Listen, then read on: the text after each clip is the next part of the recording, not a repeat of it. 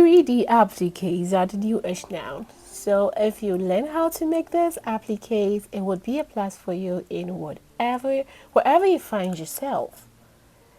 So when it comes to the sewing section, this is how these 3Ds are done. And today I will be showing you all the materials I used to achieve it and everything right in this video. So stay tuned.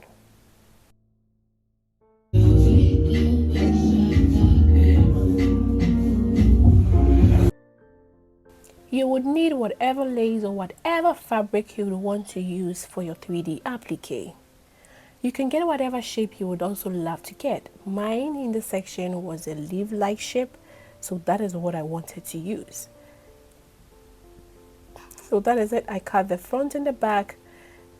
That is it. So you cut your front and you cut the back. You can decide to just cut one section, but you have to make sure you clean up the mess you're making inside. So it is always best to get your cover up, and this is hemming stiff. Okay, this hemming stiff will serve as a glue. Literally is like a glue. It's going to glue the two together so that it can be glued, so that all the messes that will be done cannot be seen outside. You could decide to also use your glue gun, but hemming stiff is the best. That's the best I would recommend you to use. So you put your hemming stiff in your leaf-like or whatever you're using, whatever shape you are using.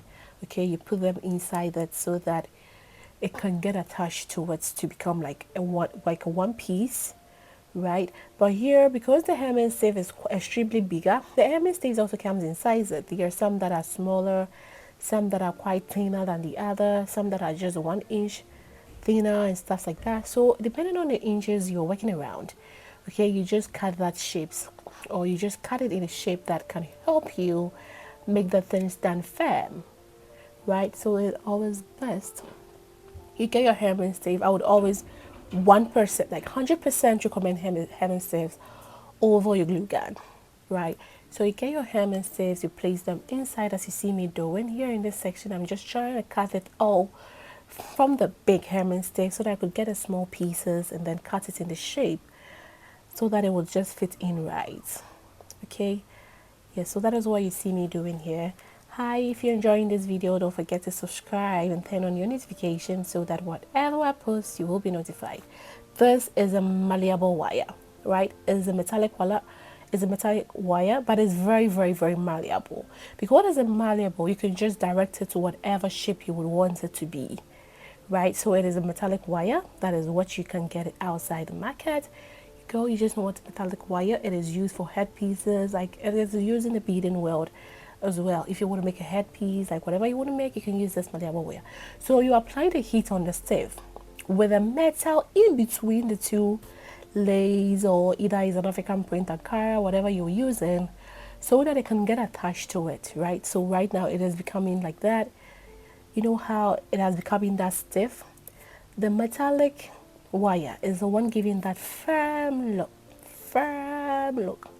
right? It is making it extremely firm, and it really does take the shape that you will give to your metallic wire, right? So that's the reason why I would encourage you to use metallic wire, for it to, in order for you to be able to give up that shape that you would want to make it.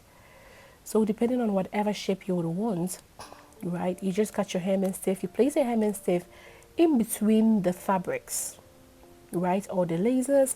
You cut it in whatever length you would want your applique to be, and then you place it in between it, right? As you can see me doing here, you place it in between it.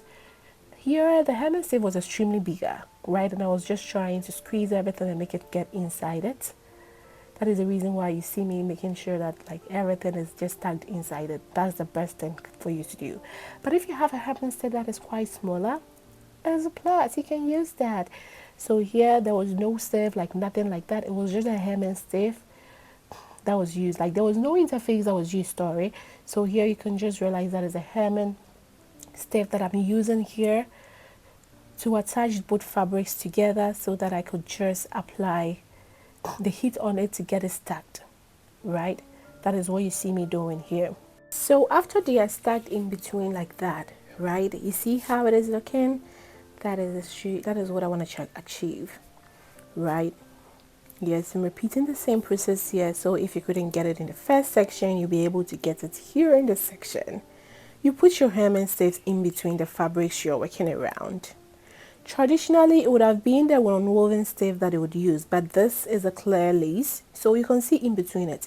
The non-woven one comes in either, I think I have either black non-woven stave or like maybe like a white non-woven stave. Those are the popular ones I find in my market. But the thing is green. I want to maintain the same green to have the same effect on my dress that I'm working on. So here I make sure I applied this hem and stave, right, so that it would just make it it would maintain its color. The hem and stave is something that as soon as it gets in contact with heat, it just melts, and it just works perfectly like a glue. So I chose not to use my glue gun, but rather use this because I just wanted it to become extremely stiff, and I just wanted everything to be phased in between, like fixed together, right? That is what I mean. I wanted it to be extremely fixed together. That is the reason why you see me doing this. So this is how it is looking like at the end of the day, right? And this is a chain that I'll be using for the decorations. You can either decide to use your seed bead, your crystals, your clasp bag, like whatever, or sashi, or whatever thing that you can use for the embellishment, you can use it. But here I wanted to use this chain for the embellishments. And I was trying to mimic the way how like the metallic wire was looking inside it, so that it could just cover up, because the lace was extremely plain and you could see the metallic wire, you know, the shapes of it and stuff like that. So I was just trying to use that pattern in a metallic wire to just like apply the chain on it so that it wouldn't be that obvious for you to see it. That is why you see me going through different shapes and sizes and length and that was so forth, right? That is what I'm trying to do here. I'm just trying to cover out all the traces of the metallic wire. I don't want it looking out. I don't want you to stand outside or stand just somewhere and you can see the traces of it. No, this is how it was looking at the end of the day, right? This is how it was looking, and everything was hand stitched on it. For this section, you can decide to use your glue gun, but I just wanted it to be hand stitched so that when the person does washings, like it wouldn't affect it. You know, you can't really trust like glue guns like that. So I always prefer that the things are sewn on. So this is how it was looking. Can you see the sparkles? Yes, that is how the chain was looking like. Yes, and this is how everything came into being. Thank you very much. Don't forget to enjoy the next video. Kindly click on the subscribe button to subscribe to this channel. But hey, watch the next video. It is very informative. Thank you.